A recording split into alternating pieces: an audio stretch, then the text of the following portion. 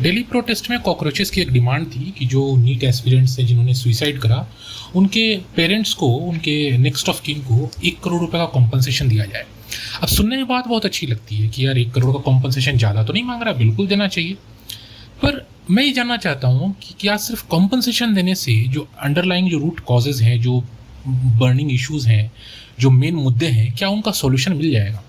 देखिए, यहाँ पे ना एक रिपोर्ट है, it is called accidental deaths and suicides in India. एक रिपोर्ट है नेशनल क्राइम रिकॉर्ड्स ब्यूरो के द्वारा। एनसीआरबी एक रिपोर्ट निकालती है एडीएसआई के नाम से। अब इस रिपोर्ट ने बहुत अच्छी बात कही। इस रिपोर्ट ने कहा कि 2014 और 2024 के बीच में, 10 साल के बीच में स्टूडेंट सुसाइड्स का जो नंबर है 80% तक इंक्रीज़ हुआ है।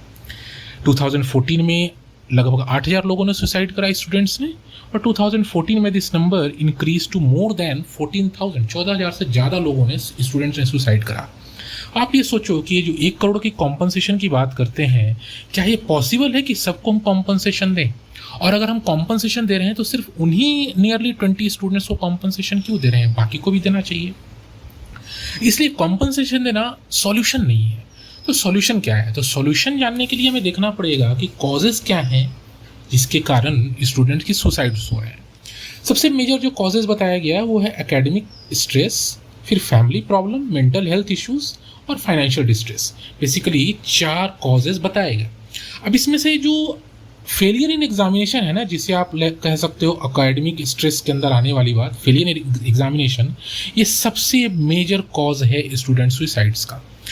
कहा जा रहा है कि नियरली 21%, मतलब 1/5 of the total number of student suicide जो हुए हैं वो because of failure in examination हुआ है। तो कहीं ना कहीं this is related to stress, जो स्टूडेंट का स्ट्रेस है।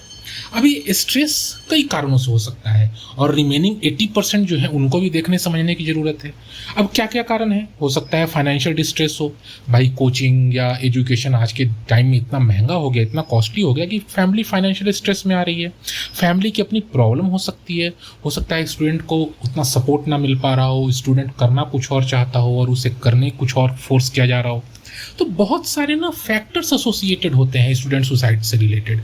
जस्ट बिकॉज आप 10-20 लोगों को आपने कॉम्पनसेशन दे दिया तो that will not resolve the problem.